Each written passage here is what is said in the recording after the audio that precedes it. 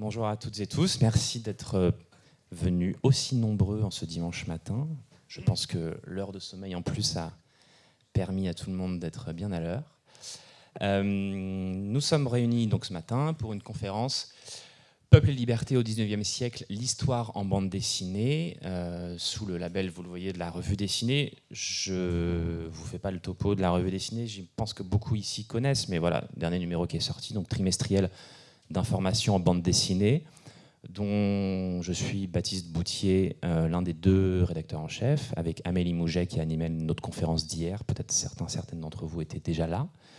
Mais aujourd'hui, on va parler donc pas spécifiquement d'un sujet paru dans la revue dessinée comme hier. On va parler de l'histoire au XIXe siècle, en partie autour d'un album qui est celui-ci, Printemps du peuple, des derniers rois à Marianne, donc l'histoire de France de en gros 1815 à 1871, avec Claire Fredge qui est à mes côtés. Claire, tu es agrégée d'histoire, tu es maîtresse de conférence à l'université Paris-Nanterre. Et donc tu es autrice tu es autrice par ailleurs de, par exemple, pour ne citer que ça, La France au XIXe siècle au PUF, mais donc surtout donc de cette bande dessinée Printemps du peuple avec Fabrice R. C'est donc le tome 15 de la collection Histoire dessinée de la France que nous copublions, la revue dessinée avec La Découverte. On en reparlera un petit peu tout à l'heure. Et avec nous aussi pour cette conférence, Damien Cuvillier. Damien, tu es auteur de bande dessinée bien sûr, et tu es notamment auteur de nombreux albums, dont Voleurs de feu, en plusieurs tomes. J'en ai 2 ici. Les 2 premiers qui sont sortis, hein, pour l'instant, on est d'accord, il va y en avoir 5, mais les 3 autres ne sont pas encore sortis. Voilà. Le premier est sorti l'an dernier, et le deuxième que j'ai mis à l'écran est sorti il y a quelques semaines. C'est ça ? On est d'accord.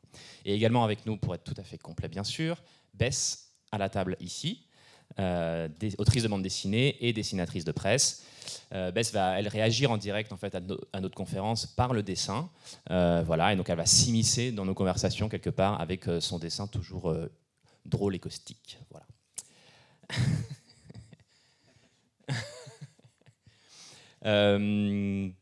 Donc, pour lancer cette conférence, Claire, peut-être commencer avec, comme tu disais, représentante de l'Université française, historienne et autrice donc, avec Fabrice R. de Printemps du peuple.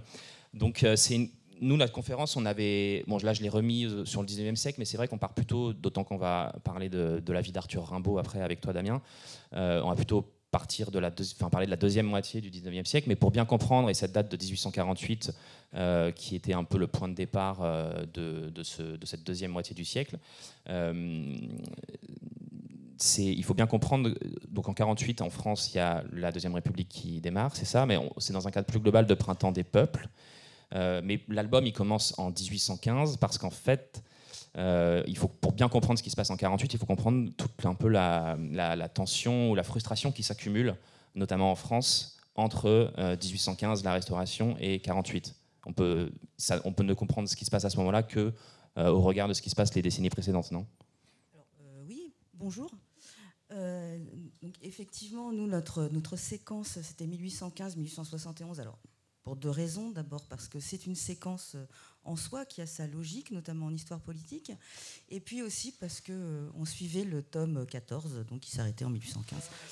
Donc il y avait cette question. Et sur le titre, le Printemps des peuples, enfin du peuple d'ailleurs, c'est évidemment en référence avec ce moment européen, effectivement, de 1848-49, qui va concerner un certain nombre de régions européennes, et un mouvement dans lequel la révolution de 1848 prend part, sachant que ce n'est pas complètement non plus la même chose, puisque en 1848, la Révolution française est beaucoup dans la suite de 1789, 1830, 1848.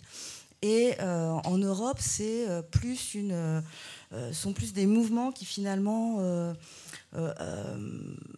interrogent la question des nations, de leur place dans des empires multinationaux ou dans la manière de faire nation quand on est divisé entre plusieurs États, par exemple en Italie ou en Allemagne. Et d'ailleurs, l'appellation printemps des peuples est assez peu utilisée en France. Alors, on a utilisé Printemps du peuple pour des raisons de faire un titre joli, parce que, puis malgré tout, il y avait quand même cette référence à 1848.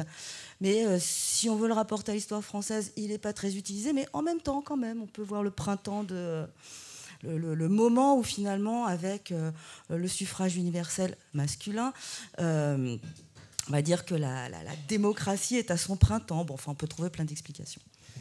Alors on va se contenter dans cette conférence, parce qu'il y a déjà beaucoup à dire, de parler de la situation française, hein, même si le Printemps des peuples, voilà, c'est quelque chose qui concerne toute l'Europe. Mais sur cette période de 1815 à 1871, qui est la période couverte par l'album, il y a déjà beaucoup d'événements qui se passent en France, beaucoup de choses à dire, ne serait-ce que d'un point de vue politique, parce que donc, si on essaye de résumer, ce qui est assez compliqué, donc 1815, c'est la fin du Premier Empire de Napoléon, donc il y a la restauration de la monarchie, ça, en quelque sorte, radicalisation sous Charles X, puis la monarchie de juillet de Louis-Philippe avec les Trois Glorieuses en juillet 1830, puis les moments révolutionnaires de 48, l'instauration de la Deuxième République, l'élection de Louis-Napoléon Bonaparte à la présidence de la République, puis le coup d'État de celui-ci, le Second Empire, les guerres, et finalement la chute du Second Empire, la perte de l'Alsace-Lorraine, enfin l'Alsace-Moselle en 1870-71, la Commune de Paris, tout ça en l'espace de quelques décennies, et encore, j'ai parlé que des événements politiques et que de la France. C'est un peu à donner le tournis. Comment est-ce qu'on arrive à s'y retrouver et à synthétiser tout ça? Ben non, en fait, c'est très simple. Voilà, ça a été dit. Alors, il y a la question, effectivement, politique. Et, alors, ça peut être un reproche fait à l'album. Hein, c'est-à-dire que c'est vraiment 1815-1871, beaucoup vu de le regard des révolutions politiques qui quand même, de fait, s'accumulent entre les émeutes, les coups d'État. Mais ça forme quand même une séquence assez homogène. Alors, c'est aussi ce qui nous a orientés dans la construction, dans le scénario de l'album. C'est finalement comment on arrive à ce moment de 1871, donc la Commune de Paris, qui prend place donc dans un moment de défaite, militaire, et puis de relative ouverture en fait politique, parce que la République a été proclamée pendant une quatrième révolution, donc celle du 4 septembre 1870, mais il y a des élections en février 1871, les monarchistes ont gagné, donc en fait rien n'est net.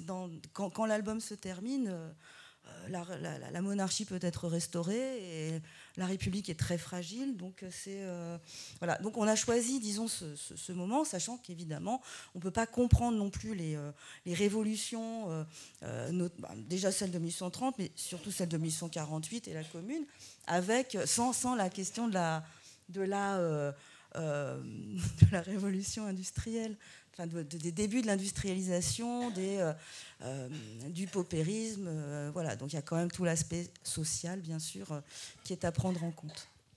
Ouais, et Marianne, effectivement, finira par retrouver sa ligne, disons, quelques années plus tard, c'est dans l'album suivant qui vient de sortir, avec Kim Consigny au dessin, et la victoire définitive des Républicains sur les monarchistes quelques années plus tard, dans les scrutins des années 70-80. Pour rester sur cet album, ce que vous avez choisi avec Fabrice pour représenter ce foisonnement dont on parlait d'événements, c'est faire du coup une narration dans la BD avec un ressort qui est complètement anachronique, puisqu'en fait on est sur un plateau télé, c'est ça? Et comment cette idée, comment vous êtes venu à cette idée et pourquoi cette idée? En fait, j'ai découvert, je sais bien qu'il y a plein d'auteurs de BD ici, mais j'ai découvert que c'était très difficile de faire un scénario de bande dessinée et donc de raconter une histoire, et donc de ne pas faire un manuel dessiné, donc un manuel illustré, quoi. Voilà, il y a la Révolution, alors on met une barricade, et que finalement il fallait quand même trouver un moyen de raconter les choses, et quand même c'est une bande dessinée, il faut que ça soit un peu ludique aussi. Et finalement, qu'est-ce qui peut rassembler sur une cinquantaine d'années? Qu'est-ce qui peut être un fil conducteur? Alors, j'avais avec Fabrice un certain nombre d'idées, mais en fait, qui tenaient mal sur la durée, qui avaient du mal à rassembler plusieurs des éléments qu'on voulait indiquer, et que la logique restait... on perdait une logique. Et donc, on s'est dit finalement que ce qui faisait une unité de la période, à part justement cette instabilité politique, c'était les débuts de la presse comme un véritable pouvoir. Et c'était le fait que de plus en plus, les événements politiques, sociaux, étaient médiatisés donc par ce qu'on commence à appeler, je crois que c'est Balzac qui l'appelle comme ça, un quatrième pouvoir, donc celui de la presse. Et que, alors bien sûr, la presse du 19e siècle ne rend pas compte de l'événement comme la télévision aujourd'hui, donc l'immédiateté, mais de plus en plus quand même, il commence à y avoir le télégraphe autour de 1800, enfin à partir de 1800, du début des années 1850. Donc comment finalement rendre ça? Donc on s'est dit finalement le plateau télé c'était voilà un dispositif qui était bien sûr anachronique, mais ça se voit tellement que c'est même pas un problème.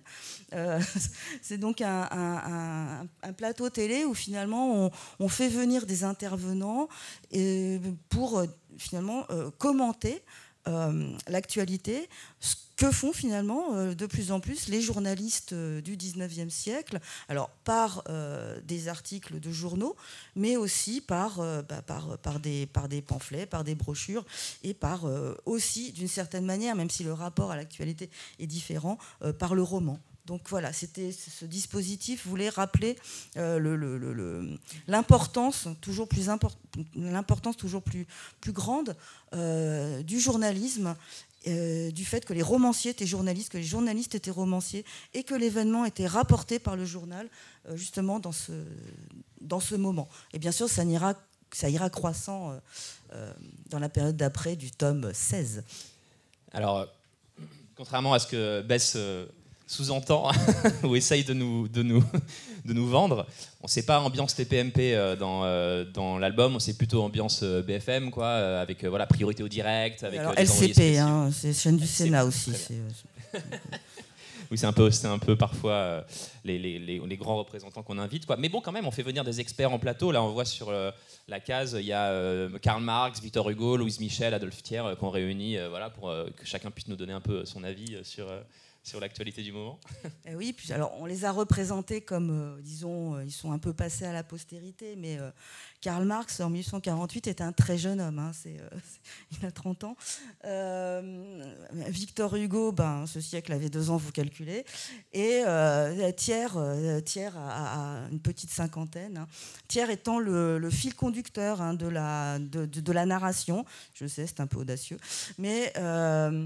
disons, c'est avec Marianne. Voilà, il fait un couple avec Marianne pour finalement essayer de raconter finalement l'événement de la Commune de Paris au regard de ce qui s'est passé dans les 50 ans qui précèdent. Marianne qui aussi intervient en plateau, bien sûr, c'est un peu la star même du plateau avec Adolphe Thiers, on va en reparler, mais c'est donc aussi à cette période, sous le Second Empire, là on voit sur ces planches toute la popularité de Louis-Napoléon Bonaparte, devenu Napoléon III. Et donc c'est à cette période, Damien, que naît Arthur Rimbaud. Il naît en octobre 1854, donc 2 ans après la proclamation du Second Empire, il y a 170 ans exactement. Donc Damien, tu signes chez Futuropolis une histoire en 5 tomes de la vie du poète qui s'appelle Voleur de feu. Le premier tome, il est sorti, donc je le disais, à l'automne 2023. Le deuxième vient de sortir. J'imagine que pour se lancer dans un tel projet, parce qu'il va y avoir 5 tomes en tout à l'arrivée, il faut être un admirateur de Rimbaud depuis probablement très longtemps. C'est une fascination que tu as depuis quoi, l'enfance, l'adolescence, enfin, tu peux un peu nous... Oui, ça fait assez longtemps que je chemine avec Arthur Rimbaud et sa poésie. Ça faisait très longtemps que j'avais envie de raconter sa vie. Alors, donc, comme vous voyez, c'est sous-titré « Une vie » parce que c'est vraiment une biographie fictionnelle. Et je tiens à la fiction dans la mesure où ce n'est pas une géographie qu'il faut prendre au pied de la lettre. Dans la mesure où j'invente beaucoup de choses, je prends beaucoup de liberté avec ce personnage-là et j'essaye de venir combler les vides qui sont énormes de sa vie et puis surtout de me l'approprier. Et notamment, alors on pourra en reparler, mais sur le moment de la Commune de Paris, qui est vraiment l'instant un peu clé du 2e volume là, qui est paru. Alors ça, c'est un vrai débat des historiens et des biographes de Rimbaud. était-il à Paris? A-t-il participé à la Commune de Paris? Ce qui est évident, c'est que l'instant de la Commune a été quelque chose qui a façonné sa vision politique, a été très important pour lui. Il y a des poèmes sur ce moment-là. On sait depuis peu qu'il avait l'intention d'écrire un livre autour de l'histoire de la Commune de Paris. Voilà. Là où je prends parti, c'est que moi, je le mets dans la Commune. Donc c'est là où c'est une fiction, parce qu'on ne le sait pas, probablement on ne le saura jamais, je ne sais pas. Mais c'est là où moi j'ai à un moment pris aussi la liberté de m'approprier cette vie et d'en faire une vie, une interprétation, et non pas, en tout cas, voilà, ce n'est pas une biographie, mais une fiction, et qui permet aussi de balayer en tout cas toute cette vie assez courte, parce qu'il meurt à 37 ans en 91, mais et comme tu disais, c'était vraiment un enfant du Second Empire. Et disons qu'il c'est pas un prétexte, mais il me permet aussi de raconter en tout cas une large période en tout cas de l'histoire de France et qui est quand même assez importante. On va pas mal en reparler, mais je voulais d'abord te poser la question à toi, enfin toi étant toi aussi artiste bien sûr. Est-ce que du coup c'est une inspiration aussi dans ton travail? Est-ce que c'est quelque chose qui t'a accompagné dans ta carrière d'artiste ou dans tes aspirations à devenir artiste quand tu étais plus jeune peut-être, puisque c'est une passion que tu as depuis longtemps? Est-ce que c'est voilà, même si évidemment lui était poète et écrivain et pas dessinateur ou artiste peintre, mais est-ce qu'il y avait quand même des parallèles qui t'ont aidé, ou voilà, ça a été une source d'inspiration pour toi dans ta création, dans ton œuvre de création? C'est une poésie, une littérature vers laquelle je reviens depuis longtemps, donc depuis l'adolescence. Ça semble être un peu un cliché, mais on découvre souvent Arthur Rimbaud à l'adolescence, et ça a été mon cas. Et il y a dans l'idée des visions que propose Arthur Rimbaud et de l'idée de se faire de la poésie quelque chose de vivant, de très palpable, et que, en fait, surtout de s'approprier aussi le monde, d'habiter poétiquement le monde aussi, qui, oui, moi en tout cas, me parle, et aussi est une sorte un peu on pourrait dire là aussi d'éthique de vie, ou même artistique, quoi. Ça va être compliqué quand même de garder son sérieux.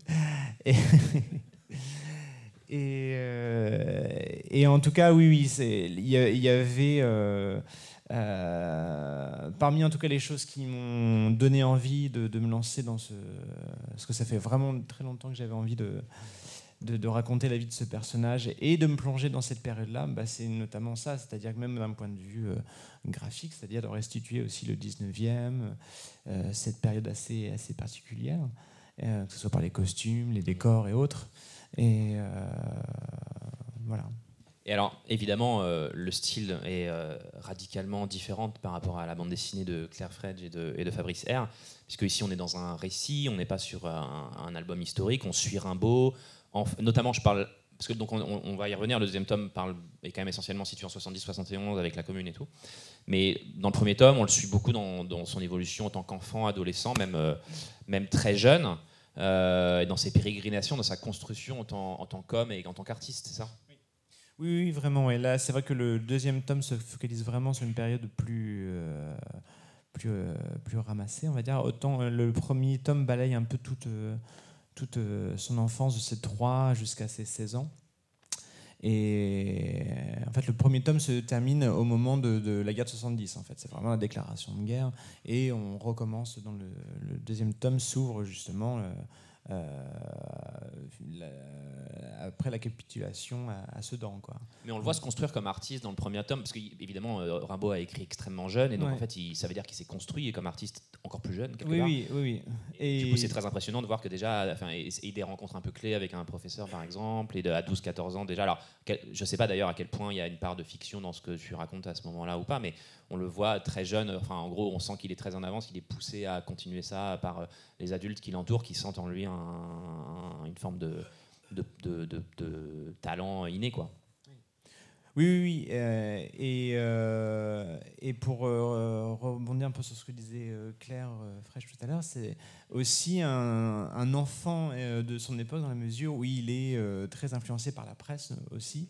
Et on sait d'ailleurs, on a retrouvé là aussi, c'est des choses, parce que l'actualité de Rimbaud continue, 170 ans après sa mort, ça continue, on continue de trouver des choses autour de ce personnage-là.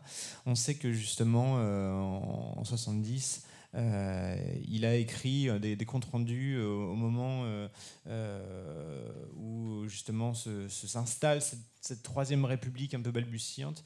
Lui, il participe, à ce moment-là, il est à Douai, et il participe à des comités publics voilà, sur la création de comités de villes. Et lui... oui, voilà. Et lui va restituer, en fait, va écrire un article pour en fait faire une sorte de compte rendu de session, des choses comme ça. On sait même que plus tard, il proposera là en 72 à écrire, chercher à être un peu journaliste, à écrire notamment pour Le Figaro. Voilà. Et effectivement, plus jeune, c'est un lecteur du Courrier des Ardennes et d'autres journaux ardennais. Il va publier ses premiers vers dans ces journaux. Et il y a des ponts qui sont faits. Alors là, c'est vraiment, je ne suis pas biographe, donc je ne pourrais pas rentrer dans le détail, mais en tout cas, il y a des liens qui sont faits entre l'actualité, donc ce qu'il lit dans les journaux à cette époque, et ce qu'il va écrire dans ses poèmes. Donc voilà, et même les images qui sont diffusées, parce que les journaux à cette époque commençaient à diffuser aussi des images, que ce soit effectivement des romanciers comme Jules Verne ou Gustave Aimard publient aussi leurs feuilletons dans des journaux, et pour certains ils sont illustrés, et c'est quelque chose qui a aussi une influence sur ce personnage-là, et sur sa poésie. On va reparler notamment de cette partie de la presse et tout, parce que c'est vraiment un point clé de l'époque. Mais tu le disais, le récit que tu fais dans les deux albums, dès le premier d'ailleurs, est émaillé de nombreuses références à l'histoire, bien sûr, parce que c'est ancré dans le réel. Et là, du coup, je fais appel à vous deux à la fois pour discuter de ce sujet-là, parce que dans le premier tome, donc en fait, c'est un peu une déambulation dans l'époque. Le premier tome, voilà, on le voit grandir au fur et à mesure du Second Empire, au fil des années. Donc évidemment, il y a des événements qui font écho. Il y a un événement qui est fort dans la vie de Rimbaud, c'est que en fait, son père est totalement absent, puisqu'il c'est un général d'armée. Il combat notamment, je crois, dans les guerres coloniales en Algérie, si je dis oui, pas. En Crimée, en Algérie. Et c'est vraiment un peu l'énigme de la Rimbaldi, parce que c'est un personnage sur lequel on a très très peu d'éléments, on n'a aucun cliché, aucune photo. Et d'ailleurs, je fais une petite aparté, mais c'est là aussi où, pour moi, j'assume le fait que ce soit une fiction, dans la mesure où je mets en scène notamment sa mère et ses proches, dont on n'a aucune photo, aucune description. Donc là où d'un moment je suis obligé de prendre parti, c'est une bande dessinée, je dessine, donc je ne sais pas à quoi ressemblent ces gens, donc je les invente. Ce sont des créations. Et ce père militaire est absent, c'est un peu, est-ce que c'est symbolique de l'époque aussi, Claire? Parce que c'est une époque, en fait, peut-être on l'oublie un peu, mais c'est une époque aussi très militaire, où en fait il y a quand même beaucoup de guerres en Europe et puis coloniales en Afrique. Oui, alors des guerres, effectivement. Alors c'est surtout le Second Empire qui en a développé un certain nombre, enfin, qui a participé à un certain nombre de guerres. Donc la guerre de Crimée, les guerres d'Italie aussi, et puis des expéditions plus lointaines en Syrie, en Chine, au Mexique. Alors toutes ne sont pas coloniales, mais une partie l'est. Et puis bien sûr, le gros de l'armée, enfin, quand elle n'est pas en garnison en France, elle est en Algérie. Donc en Algérie, où la conquête s'achève autour de 1847, en 1847, la première phase. Mais en fait, la pacification, entre guillemets, continue. Il y aura ensuite, également en 1871, on ne pouvait pas tout mettre, mais enfin... le moment de la guerre en France signifie aussi un desserrement de la présence armée en Algérie, qui va entre autres favoriser une grande révolte en Kabylie, la Kabylie qui a été soumise en 1857.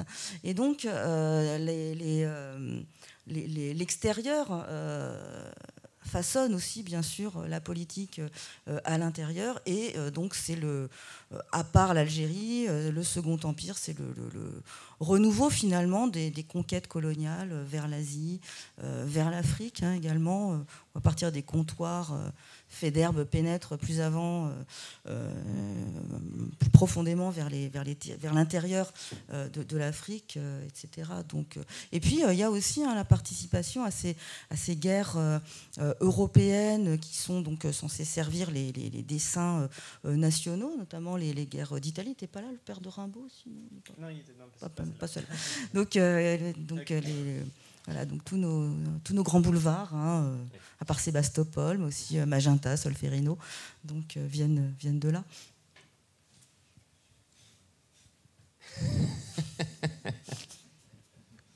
Oups. Et bien sûr la guerre de 70.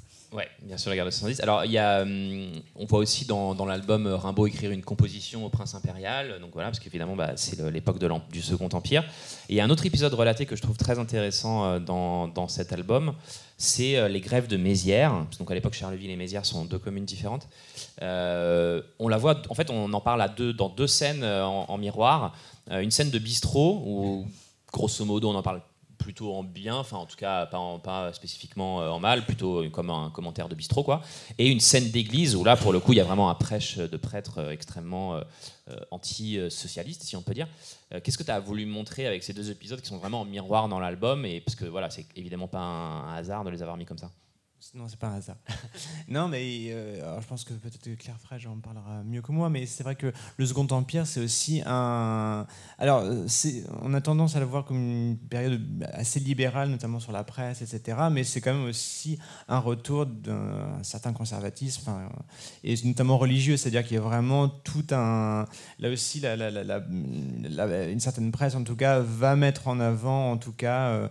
va être le porte-voix de l'Église catholique et assez conservatrice, quoi.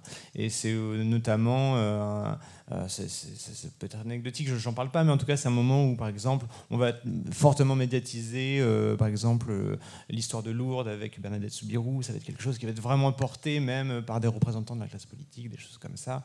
Voilà. Et évidemment on sait que dans leur prêche, en tout cas les prêtres sont aussi, dans ce moment social assez fort.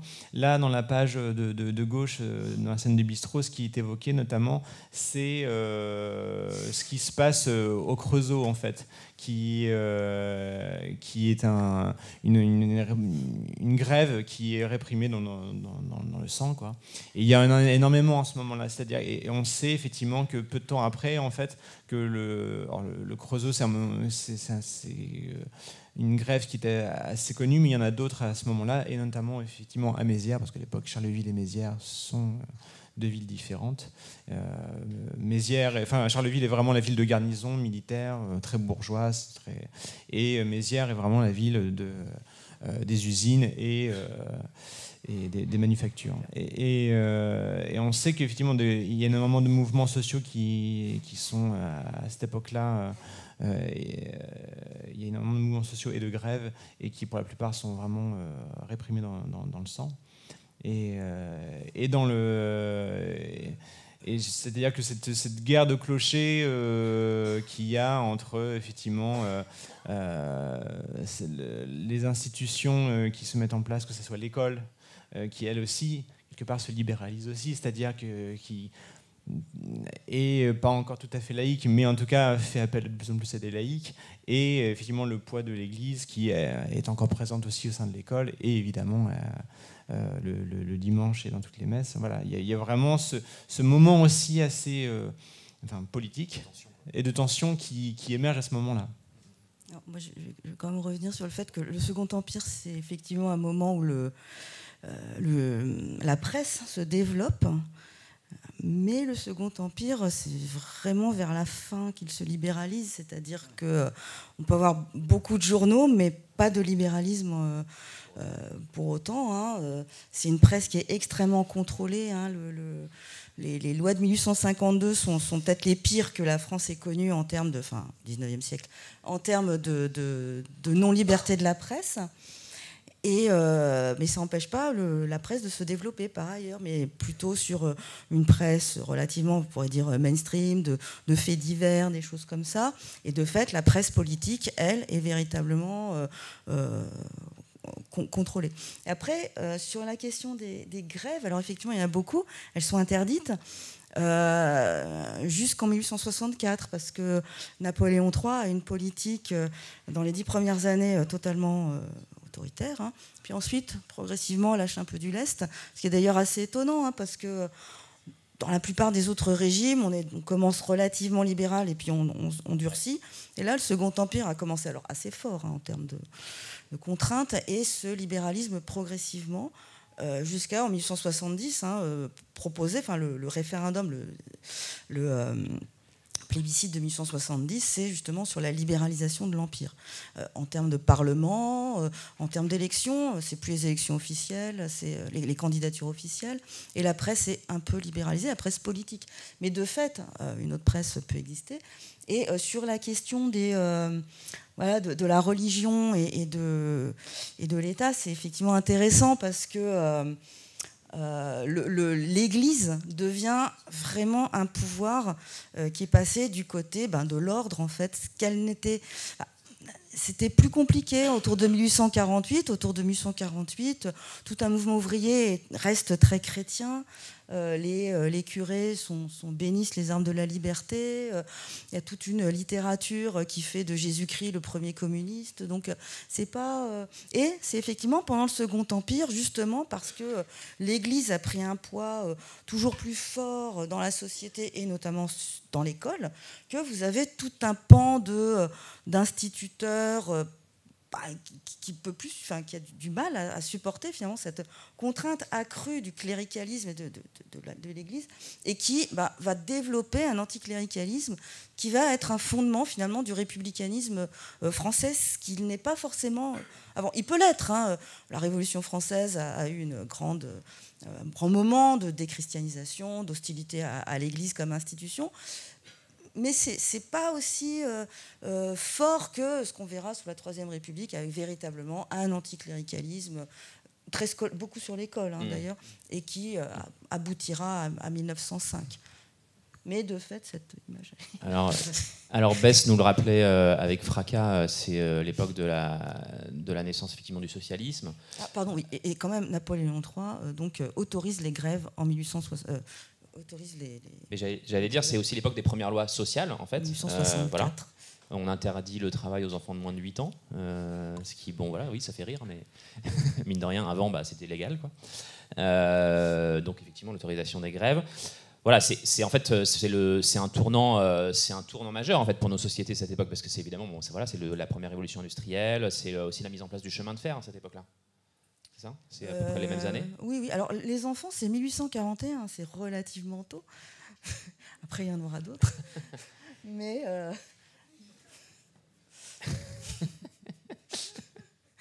voilà, c'est ça.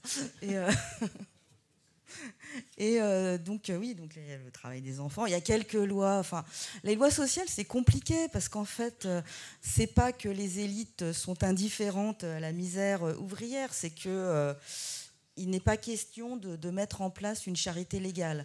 Il n'est pas question que l'État s'implique en fait dans la gestion de la question sociale. Ça ne veut pas dire qu'il ne faut pas donner aux pauvres, qu'il ne faut pas les aider. C'est pas, oui, au contraire, justement, il y a la philanthropie.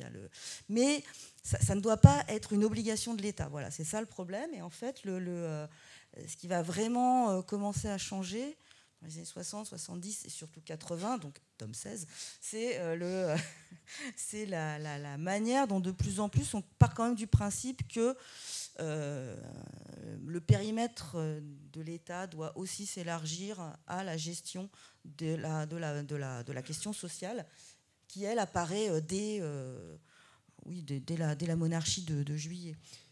Donc la question sociale, la révolution industrielle, le chemin de fer, voilà, tout ça, ça fait partie des innombrables sujets qui sont abordés dans Printemps du Peuple.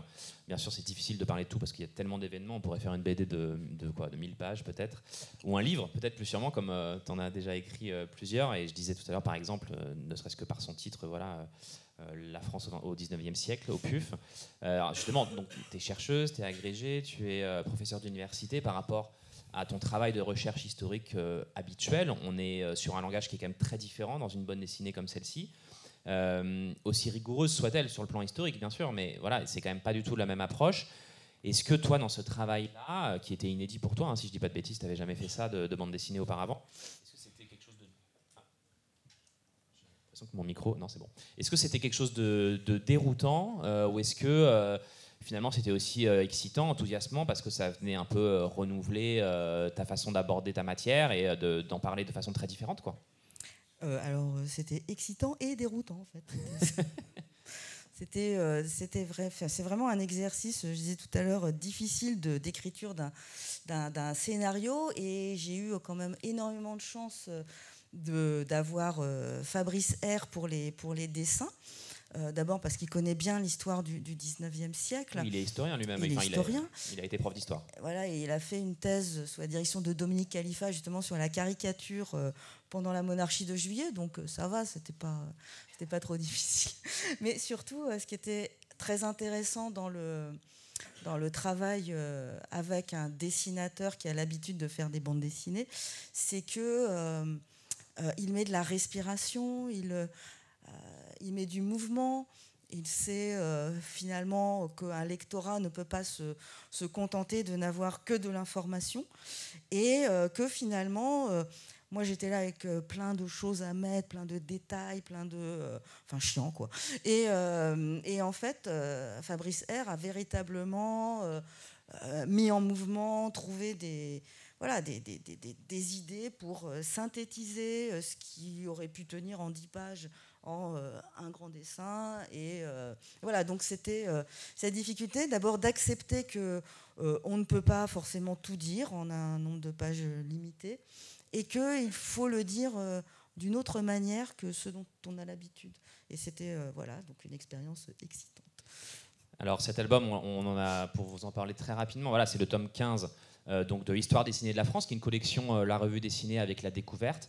En fait, le principe, voilà, c'est que comme à l'image de ce que tu as fait avec Fabrice, chaque tome, en fait, c'est un duo historien-dessinateur ou historienne-dessinatrice qui s'empare de la période à sa façon, ce qui donne du coup des albums différents, en fait, très différents même les uns par rapport aux autres, puisque donc à chaque fois, à la fois graphiquement et narrativement, il y a vraiment des logiques différentes qui sont à l'œuvre.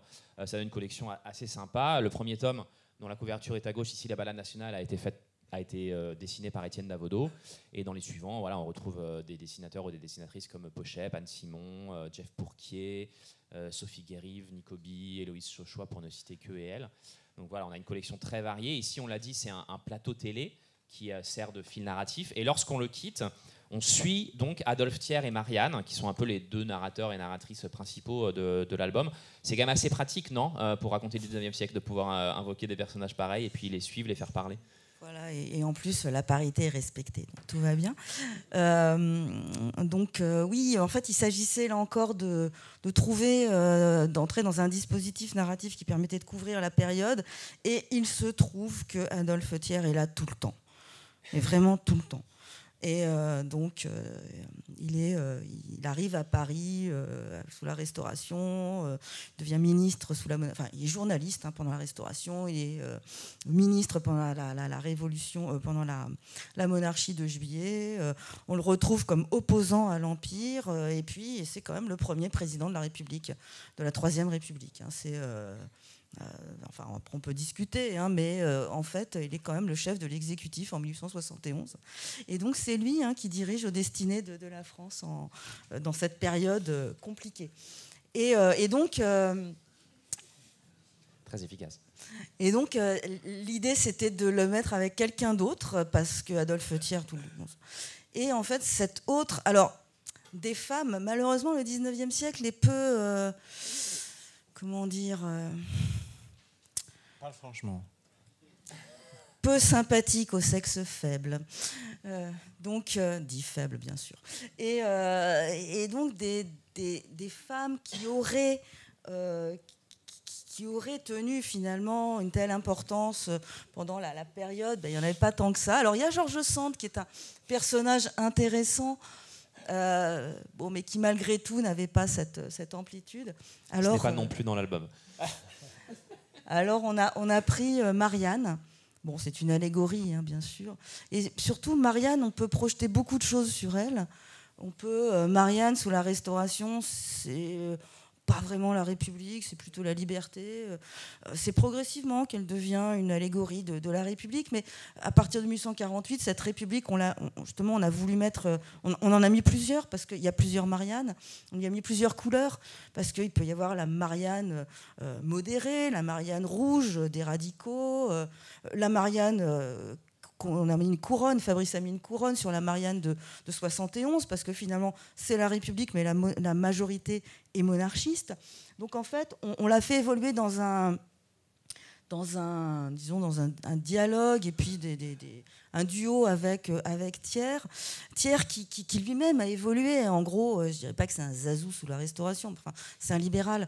Et progressivement, ça devient le tenant de l'ordre conservateur. Mais il a eu cette période finalement de jeune journaliste libéral qui hostile au Bourbon, donc où il était assez lié à Marianne. Et puis progressivement, leur rapport se transforme. Il va plutôt avec la Marianne tricolore qu'avec la Marianne rouge en 1848, hein, quand la question se pose entre est-ce que la République sera une République démocratique, donc suffrage universel masculin, et puis on s'arrête là, ou est-ce que ce sera une République démocratique et sociale, c'est-à-dire ou suffrage universel masculin, mais également des lois sociales justement pour mettre de l'égalité à côté de la liberté. Hein, donc c'était quand même voilà. Et donc cette Marianne, elle permet finalement, c'est aussi un dispositif graphique qui permet de montrer les possibles, parce que le 19e siècle est un grand siècle de possibles, et 1871, c'est vraiment, là encore, hein, plus qu'en 1848, qu'est-ce que sera la République, et puis va-t-elle survivre, évidemment. Donc voilà, c'était le couple phare, hein, de cette période, nous a-t-il semblé. Mais il y en avait peut-être d'autres. Hein. En tout cas, c'est très efficace dans la narration de l'album. Pour toi, Damien, c'est presque un peu la question inverse que j'ai envie de poser, puisque donc, tu l'as dit, c'est une biofiction que tu as écrite, si on peut dire. En tout cas, il y a beaucoup de pans de la vie de Rimbaud sur lesquels tu t'es librement, tu as laissé ton imagination parler. Mais quand même, tu t'inscris dans un réel historique. Et du coup, comment on fait, en fait, tout simplement? Comment est-ce qu'on dessine une époque dont on n'a pas ou très très peu de photos, dont on a finalement assez peu de témoignages visuels très précis? Pour plein de pans de la vie de Rimbaud, il a fallu, imaginer, c'est pas très heureux, mais voilà.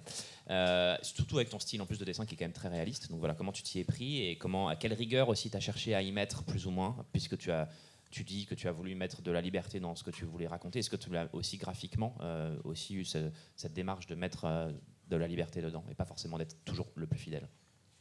Oui, en fait, c'était même finalement le travail le plus long, c'était de me détacher justement de toutes les sources historiographiques. C'est-à-dire que j'ai énormément lu, ça fait longtemps que je travaille sur ce projet. Voilà, ça fait l'écriture a pris énormément de temps, d'accumuler la documentation également. Alors, c'est une période quand même où la photo est là. Donc on a notamment, si on prend par exemple le cas d'Arthur Rimbaud, bon, il y a peu de clichés, mais il y en a quelques-uns. Il y en a un notamment que peut-être vous connaissez, qui est même devenu une sorte de logo, parce que c'est vraiment... c'est aussi ça, en fait, ce personnage-là. Il y a une photo de lui adolescent, les cheveux ébouriffés. C'est vraiment... Voilà, c'est un peu l'image. Voilà, et c'est aussi ce qui fait que c'est devenu une sorte de mythe, dans la mesure où il n'y a quasiment que cette photo. Après, il y a d'autres photos plus tardives quand il est adulte, mais on le devine à peine. Les photos sont de très mauvaise qualité. Voilà, on sait très peu de choses sur physiquement ce à quoi il ressemblait, par quelques descriptions, des choses comme ça. On sait qu'il avait un regard assez perçant, de très beaux yeux. Voilà. Donc, mais après, voilà, c'est des choses sur lesquelles, là aussi, graphiquement, j'ai essayé de m'en emparer pour faire un personnage aussi, de ne pas être prisonnier finalement d'une photo et d'en faire un personnage sous mon crayon. Et ensuite, effectivement, après d'aller piocher dans ce que le 19e avait en termes de photos, notamment pour les costumes, et dans les gravures. Là encore, aussi, je suis allé vraiment à la pêche dans les gravures des journaux de cette époque, notamment pour les costumes, pour composer justement ces scènes de la Commune de Paris. Il y a énormément de gravures. Alors certaines sont vraiment contemporaines. Il y a aussi des croquis qui ont été faits à l'époque par des dessinateurs qui sont vraiment... ce sont nos ancêtres de la revue dessinée qui étaient sur place, on sait qui dessinaient, qui étaient sur les barricades et qui dessinaient. Voilà, donc il y a des choses comme ça qui sont très très très précieuses et qui sont vraiment venues me nourrir aussi. C'est-à-dire que c'est des détails, mais effectivement des choses que moi je vais glisser comme ça dans un arrière-plan, mais ça peut être effectivement des brancards, ça peut être, je dis ça, moi je réagis par rapport à l'image que vous voyez, mais c'est-à-dire que si vous avez en tête les photos de la Commune de Paris, on a déchaussé les pavés des rues pour faire des barricades, mais on a aussi pris des tonneaux, enfin c'était vraiment des barricades de briquet de broc, on a pris des roues de charrettes, on prenait tout ce qu'il pouvait y avoir pour essayer de consolider ces barricades. Donc voilà, c'est des choses, et ça qu'on retrouve aussi dans des dessins de l'époque. Donc voilà, ça vient de se nourrir de tout ça, la composition de ce récit, et puis encore une fois, le travail aussi des biographes, des historiens. Et ensuite, oui, voilà, le gros du travail, pour revenir à ce que je disais tout à l'heure, c'est aussi de s'en détacher dans la mesure où j'ai un récit, ça reste une fiction. Il y a un fil conducteur entre ces différents albums, et qui est vraiment une partie fictionnelle de récit.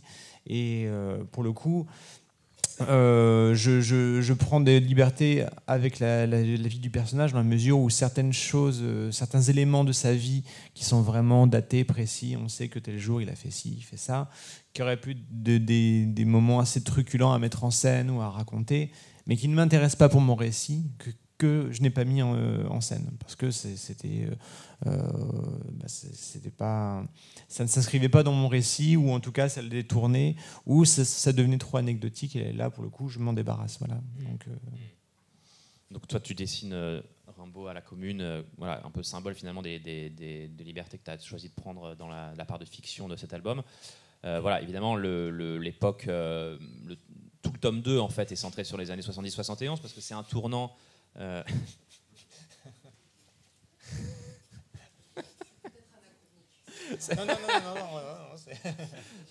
C'est validé visiblement historiquement. Donc l'époque 70-71 est charnière pour l'histoire de France, et charnière pour Rimbaud, l'histoire de Rimbaud lui-même, parce que c'est le moment où en fait il devient poète, vraiment pile à ce moment-là. Et on le disait tout à l'heure, en fait on est sûr que Rimbaud a été à Paris avant la Commune, après la Commune, et on est sûr aussi qu'il a été un sympathisant de la Commune. Ça oui. Voilà, mais on ne sait pas à 100%, enfin on n'a aucune preuve véritable qu'il était présent au moment de la Commune, mais donc voilà, toi tu as fait ce choix-là. Mais donc en tout cas on sait qu'il y avait un attrait de Rimbaud pour la Commune, et est-ce qu'on peut dire, Claire, que finalement c'est un peu cet attrait de Rimbaud pour la Commune est un reflet de l'époque, au sens où c'est une époque avec l'avènement du romantisme, en fait, plutôt au XIXe siècle, mais voilà, où les artistes de plus en plus sont devenus conscients de la chose politique. Ils s'y intéressent, ils écrivent dessus, voire ils y participent. Je crois que Chateaubriand a été ministre, par exemple, Lamartine aussi. Voilà, il y a de plus en plus comme ça une espèce de participation des artistes, soit par leurs œuvres, soit par leurs publications dans la presse qui se développe, à la vie politique, plus que peut-être les siècles précédents, où c'est peut-être parce qu'on a plus cette documentation-là aussi. On va dire que la chose politique veut également évoluer, et que forcément la scène politique n'étant pas la même, les acteurs de cette scène ne sont pas les mêmes, mais on peut dire que oui, il y avait, comme maintenant, des artistes engagés, et donc participant au débat de leur époque, et y participant de différentes manières. C'est-à-dire que, bon, sur la Commune, il n'y a pas que des Rimbaud. Tout le monde, ça se saurait s'il y avait un tel amour pour la Commune. La France était plutôt hostile à ce mouvement. Victor Hugo, d'ailleurs, aussi, même si il était tout à fait...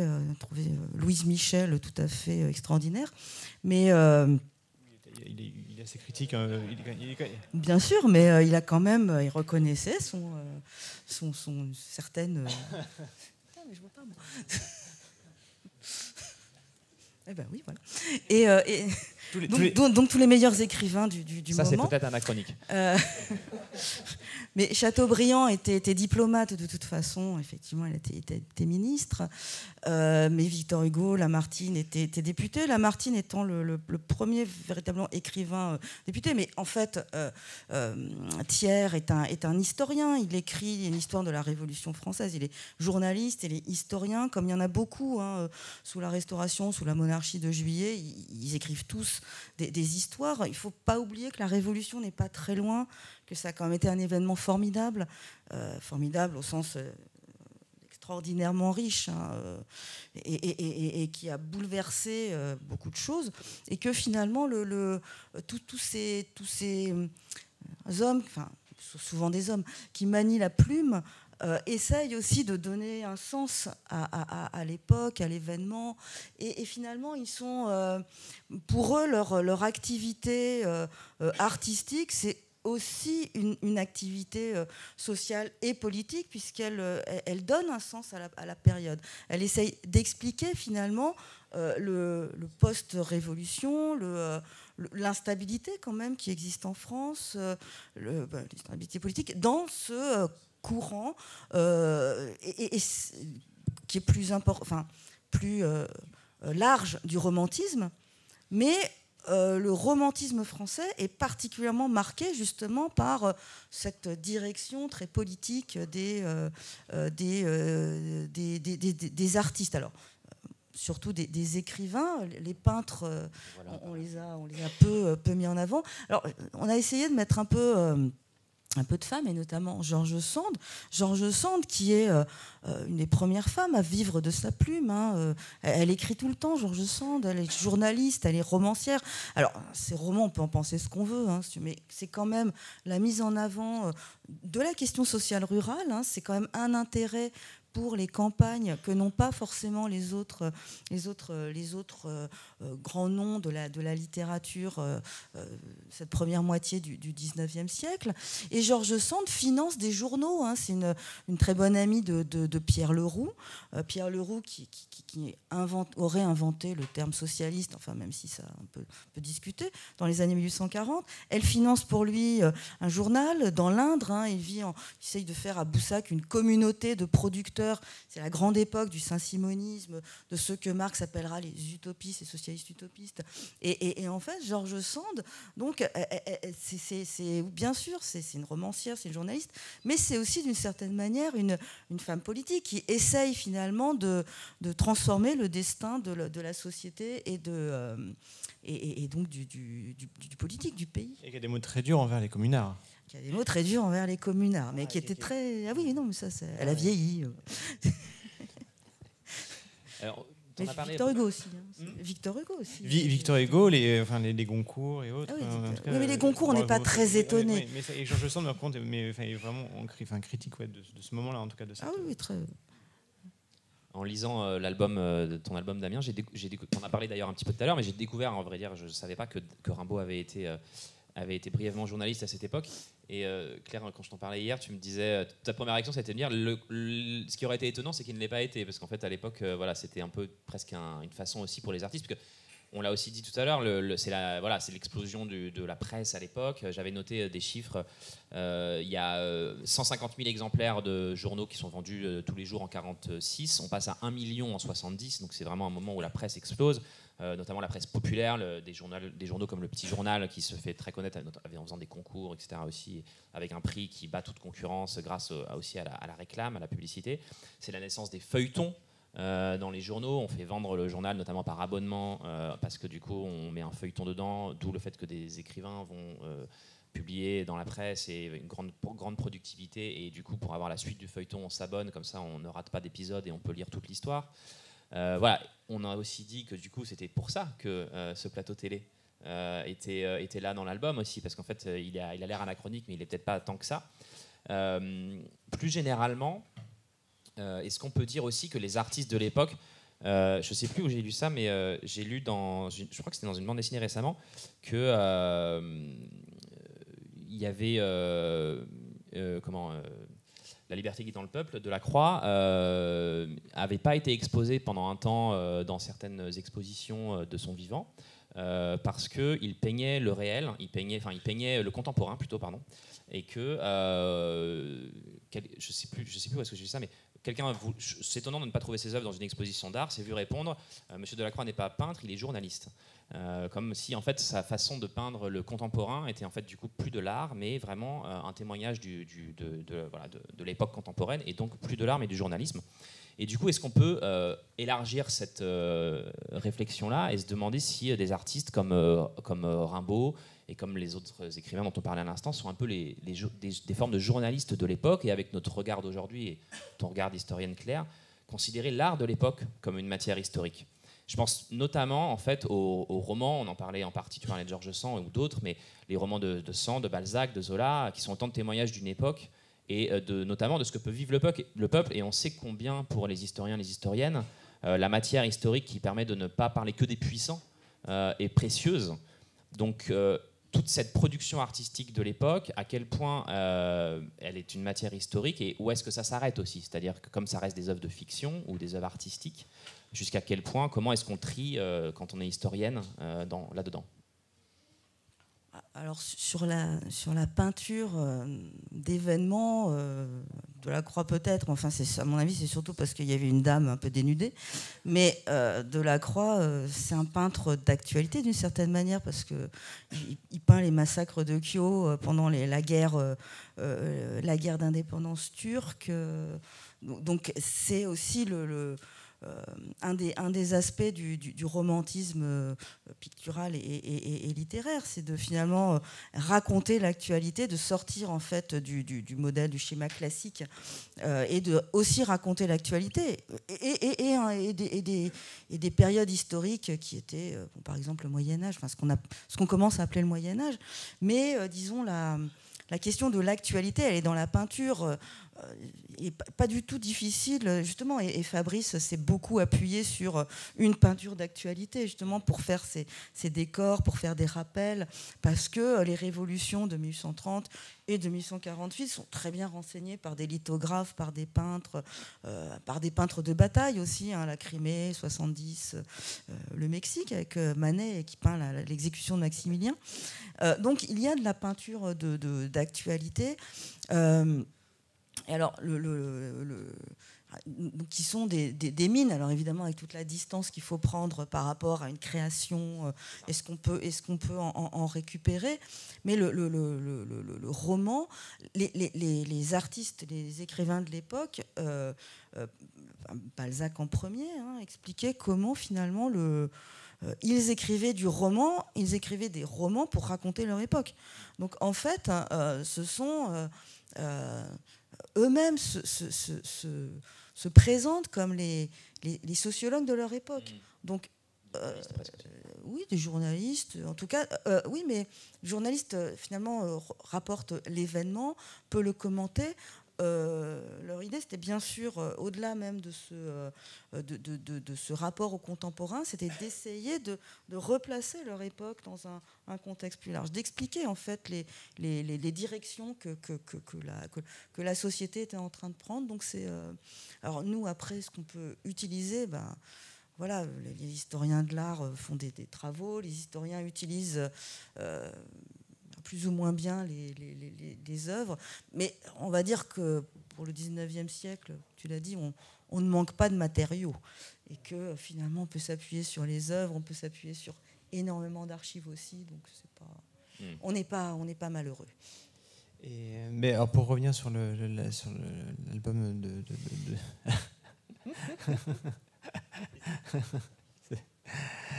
la série d'albums que je réalise s'intitule Voleur de feu, qui en fait cette formule de Voleur de feu, elle est tirée d'une lettre d'Arthur Rimbaud qu'on appelle la lettre du voyant, qui est un peu son manifeste poétique, mais je dirais même politique, de ce qui, selon lui, devrait être sa vision de la poésie, de la manière dont il l'entend aussi, de ce qui devrait guider les artistes, en tout cas les créateurs.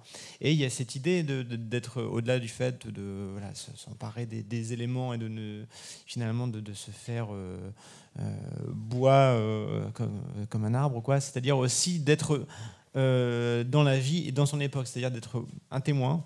Mais plus que ça, c'est-à-dire que la poésie, c'est vraiment un fait social, c'est-à-dire qu'elle n'est pas en dehors de ça, elle est dedans, et c'est ça en fait. C'est aussi ce que là où on vit, comment on vit, et qu'un poète, un créateur ne doit pas être un être en extase en dehors de ça. Et c'est vraiment moi tout ce qui m'intéresse aussi dans ce personnage-là, c'est-à-dire qu'il y a vraiment, oui, un manifeste et une envie en tout cas d'être résolument oui, politique aussi en fait. Et ancré dans le réel, quoi. Enfin, ancré dans le vrai, quoi. Ouais. Alors du coup, pour élargir, et après on passera à des questions dans la salle, mais j'ai envie d'élargir, de revenir à aujourd'hui, avec une question un peu d'anticipation, donc pas forcément simple pour terminer la conférence, mais est-ce qu'on peut se poser la même question si la production artistique, et notamment les romans du 19e siècle, sont en partie de la matière historique aujourd'hui? Est-ce qu'on peut penser aujourd'hui où la bande dessinée de nos jours et pullule d'œuvres de non-fiction variées, avec voilà, parfois des productions journalistiques, parfois des regards d'auteur, mais vraiment la BD du réel, de la non-fiction est très présente, a explosé ces 15 dernières années, disons, et même si là j'ai mis Maus par exemple, évidemment, qui est l'album iconique du genre et qui est plus ancien que ça, mais voilà, à quel point ce travail-là de documentaire, qui peut être à la première personne ou pas, qu'on fait bien sûr à la revue nous-mêmes, est-ce que ces BD pourraient servir de matière historique à leur tour dans 50, 100 ans pour les historiens du futur? Est-ce qu'on peut aujourd'hui déjà l'imaginer comme ça? Il n'y a pas de problème, puisqu'à partir du moment où ce sera une source, donc il y aura de l'histoire sur ces sources. Voilà. Donc, quelle que soit la manière dont on les envisagera, hein, ça pourrait être le regard sur une époque, ça pourrait être, je ne sais pas, parce qu'a priori, dans 50, 100 ans, ce sera cuit. Mais disons, là encore, hein, n'importe quel imprimé, texte, sera une source. Donc, je ne suis pas très inquiète sur la manière dont, en plus compte tenu de l'engouement pour ce type de production, de toute façon, ça fera a priori l'objet d'une thèse, moi je dis dans 5 ans. Si même c'est pas déjà acté.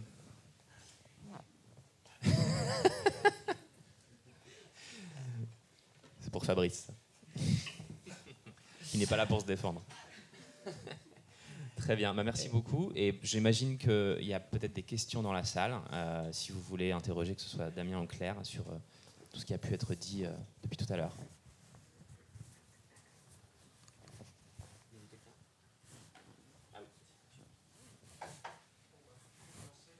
Allez-y.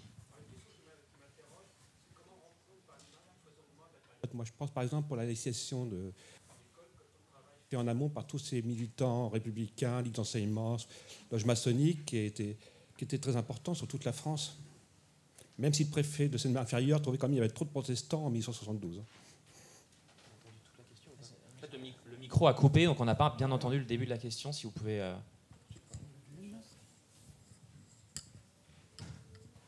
Je ne sais pas. Bon, je vais parler fort. On entend mieux là? Oui. Donc, comment rendre compte par l'image de tout le foisonnement de défense des mouvements républicains entre 1868 et 1880 pour, par exemple, la défense de l'école laïque, parce qu'il y avait plein d'initiatives dans toute la France. Je pense à la Ligue d'enseignement, aux loges maçonniques, aux sociétés de secours mutuels, tout ça, parce que ça foisonnait. Et on oublie, par exemple, sous l'ordre moral, en Seine-Inférieure, le préfet a fait un rapport quand même, la Ligue d'enseignement, c'était plein de protestants.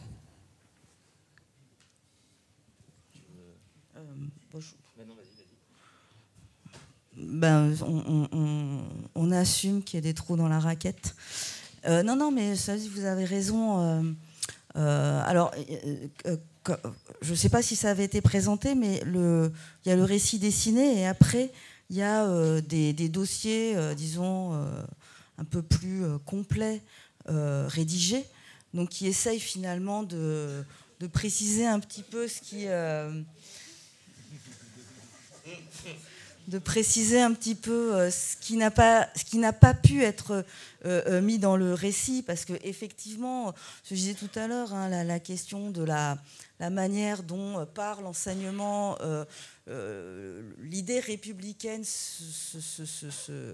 devient de plus en plus, enfin le républicanisme français devient de plus en plus anticlérical, c'est effectivement le rôle de tous ces instituteurs, tu disais, qui en ont ras-le-bol, hein, de l'ordre moral, effectivement, de ce que leur a imposé la loi Fallou de 1850, et qui tentent de réagir, notamment par la Ligue de l'enseignement, voilà. Et on a essayé de le mettre un petit peu plus dans les dossiers, sans pouvoir, bien sûr, prétendre à l'exhaustivité, et on n'a pas pu aller très très loin dans le détail. Voilà. En fait, effectivement, le parti pris de la collection Histoire dessinée de la France, c'est de pas faire on pourrait faire des albums de 600 pages par période, mais voilà, le but c'est de faire quelque chose de synthétique pour que ce soit digeste et que ça ait du sens, quoi, de le faire vraiment en bande dessinée. Et du coup, chaque album, en fait, c'est environ 100-110 planches de bande dessinée, mais c'est suivi effectivement par un dossier écrit qui permet d'approfondir certains aspects qui ont peut-être été un peu effleurés dans la bande dessinée, ou aussi de parler d'historiographie. Parfois, ça explique dans certains albums sur certaines périodes, comment c'est des périodes qui ont été vues différemment par les historiens au fil des âges, et je pense notamment au Moyen-Âge, et comment les tomes sur le Moyen-Âge en fait, racontent comment les historiens du 19e siècle voyaient le Moyen-Âge, et comment c'est quelque chose qui d'ailleurs continue d'infuser encore dans notre imaginaire collectif, quand bien même tous les clichés véhiculés donc à l'époque sur comme étant une ère de décadence, j'allais dire, mais en tout cas où les gens étaient sales, ne savaient rien, on pouvait rien faire, etc., étaient en fait complètement faux et a été complètement remis en cause par les historiens depuis. Mais ça reste un espèce d'imaginaire véhiculé très fort, et qui, encore aujourd'hui, il y a des clichés sur cette période très, très forts qui sont liés directement à ça. Donc on parle entre autres de ce genre de choses-là dans les albums et dans les dossiers qui suivent. D'autres questions ?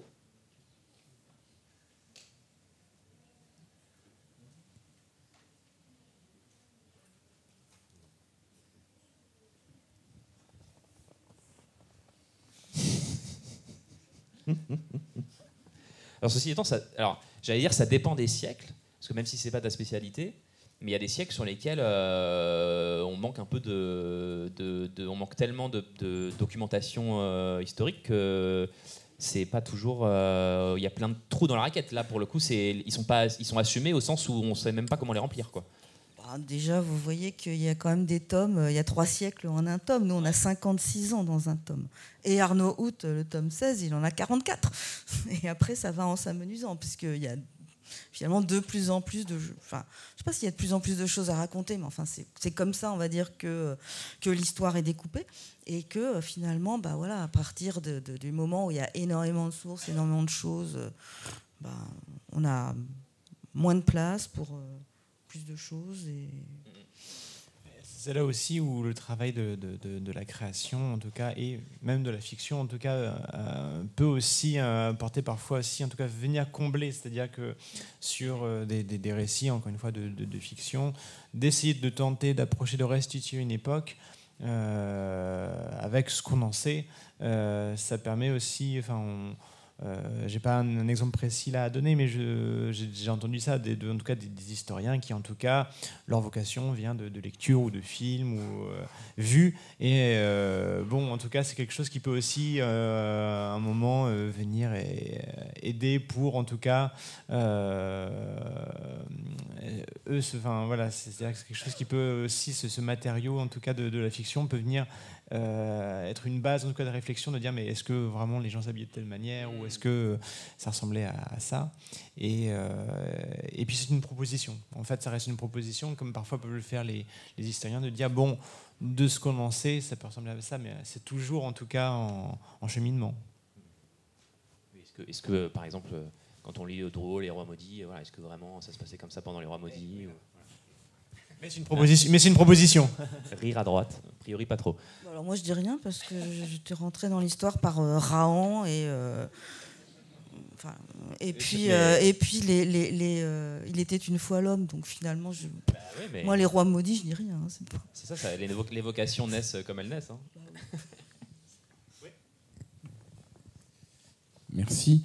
C'est une question qui peut se poser à l'auteur, à l'historienne et à l'éditeur, avec des degrés divers. Dans le travail d'histoire, il y a à la fois le rappel de faits, et en essayant de faire que ces faits soient reconnus par tout le monde.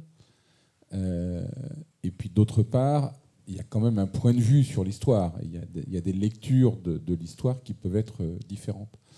Et ça m'intéressait de savoir comment l'une et les autres, vous voyez cette question à la fois de comment est-ce qu'on relate des faits dont on veut qu'ils soient reconnus par tout le monde, et d'autre part, traiter autant que possible parfois des points de vue différents. J'imagine que quand vous allez traiter d'Algérie, par exemple, il y aura des visions assez différentes sur est-ce que c'était positif ou négatif. Non, après, il y a plusieurs choses, mais il y a ne serait-ce que le premier pacte qu'on passe avec le lecteur, c'est de dire, bon, déjà, est-ce qu'on est dans une fiction? Est-ce qu'on est dans un témoignage effectivement historique ou pas? Et si c'est le deuxième cas, par exemple, là, il s'agit effectivement de s'en tenir à ce que l'historicité, le travail des historiens, c'est actuellement, sur telle période. Et voilà, encore une fois, est-ce qu'un historien, un journaliste est neutre? Évidemment, non. Je veux dire, on est tous situés, c'est-à-dire qu'on prend parti, ne serait-ce que de faire un livre, c'est une démarche. La manière dont on angle ce récit, c'est un parti pris. Donc, à partir de là, il y a toujours évidemment une subjectivité et un regard en tout cas, qui s'inscrit dans un schéma. Là, encore une fois, c'est Claire qui en parlera beaucoup mieux que moi, mais d'un travail de rigueur et d'établissement de faits. Voilà. Après, comment on les agence, voilà, c'est autre chose.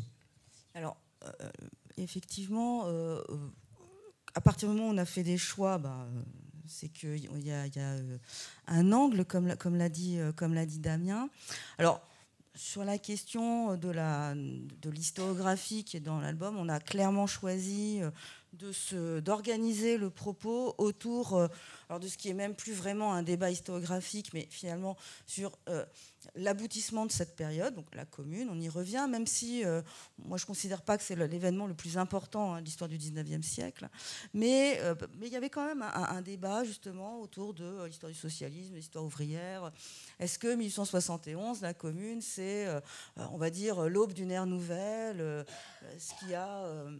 disons, la première des révolutions du XXe siècle, et c'est, disons, ce qu'on a choisi de mettre en avant, une autre perspective, donc qui est celle de Jacques Rougerie, elle n'est pas spécialement nouvelle, mais qui est quand même davantage insister sur le fait que la Commune, c'est finalement la fin d'un cycle révolutionnaire, qui commence en 1789 et qui s'achève en 1871, parce que après, finalement, la gestion des tensions sociales n'est plus la même. Le monde ouvrier lui-même a changé, et que finalement, et que le socialisme lui-même a changé, et que finalement les revendications ne seront plus les mêmes.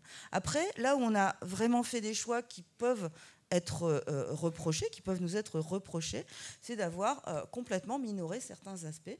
Par exemple, le rôle de l'Église, qui est évidemment fondamental, qui, dans cette question de la manière dont un ordre social, l'ordre moral, c'est le tome 16, un ordre... quand même, je fais un effort, quand même. C'est comment finalement l'Église comme pouvoir politique important finalement pendant sous la Restauration et beaucoup aussi pendant le Second Empire.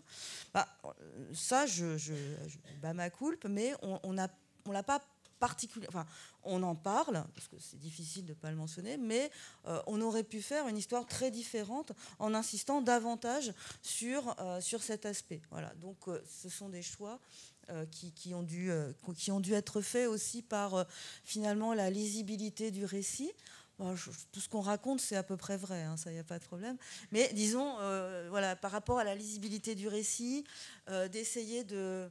Finalement, qu'est-ce qu'on choisit? C'est dans une histoire déjà assez complexe, de rajouter de la complexité ou finalement de donner une lecture relativement aisée, au détriment, effectivement, hein, d'autres aspects. On n'a pas particulièrement insisté non plus, par exemple, sur l'Algérie. Elle y est, mais on aurait pu faire un tome entier, hein, sur cet aspect, même au XIXe siècle. Voilà, donc on a fait des choix, et voilà, ce sont nos arbitrages, et on a essayé, disons, ensuite, dans les dossiers, de montrer que pour être sûr que vous saviez qu'on savait. Voilà, quand même. Oui, monsieur est là. Alors que Bess, visiblement, n'est pas très fan de Zola. Ma question, c'était, donc, grâce à vous, on a pu un peu voir côte à côte la vie de Rimbaud, une vie de Rimbaud, et puis l'histoire du 19e siècle et comment les deux se font écho. Et j'étais curieux, parce que j'ai pas lu La Voleur de feu, donc je ne sais pas si ça couvre aussi la deuxième vie de Rimbaud, lorsqu'il claque la poésie et il part vendre des armes en Afrique du Nord, il me semble. Attendez la suite, ça va être trop bien. Il meurt à la fin. Oui, c'est un spoil. Je crois qu'il meurt. C'est un peu le Titanic quand même, la vie de Rimbaud. Oui, il meurt à la fin. Une mort atroce en plus, il me semble.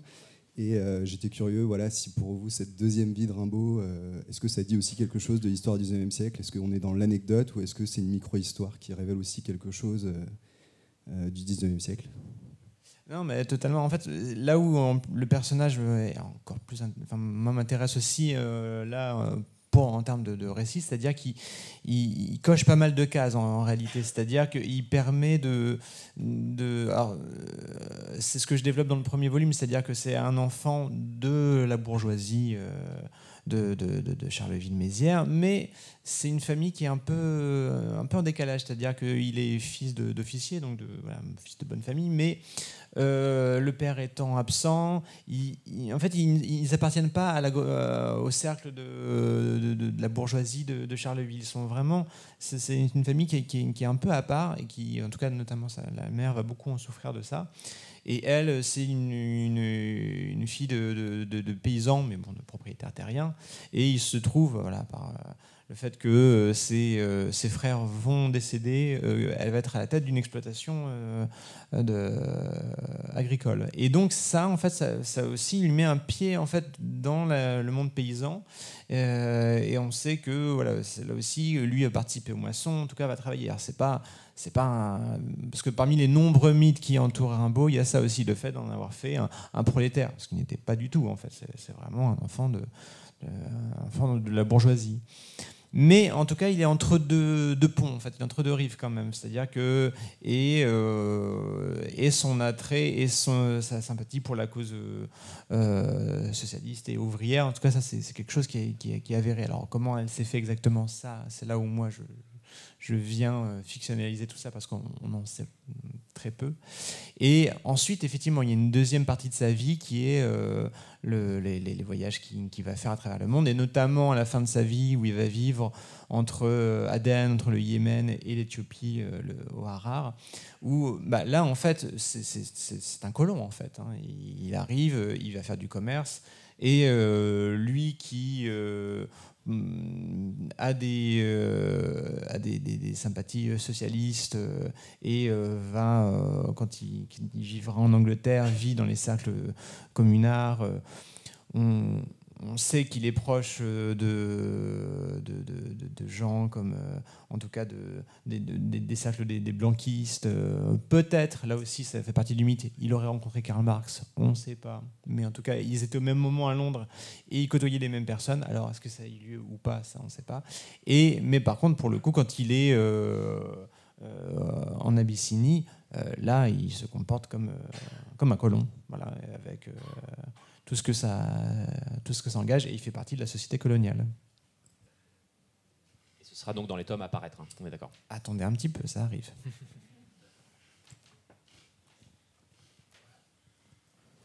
Est-ce qu'il y a encore une question? C'est vrai. J'ai l'impression que Bess nous dit que c'est la fin. S'il n'y a pas d'autres questions, je vais vous signaler que Claire sera au stand de la revue dessinée, qui est le stand D04, dans un peu moins d'une demi-heure, entre midi et 13h, pour dédicacer l'album. Printemps du Peuple, que Damien sera sur le stand, lui, de Futuropolis de 3 à 5 cet après-midi, de 15 à 17h, pour dédicacer donc Voleurs de Feu. Voilà, merci beaucoup à tous les deux d'avoir été présents ce matin et d'avoir eu cette conversation ensemble. Et Merci merci Baptiste. à vous toutes et Merci. tous d'avoir été Merci à présents. vous. Merci.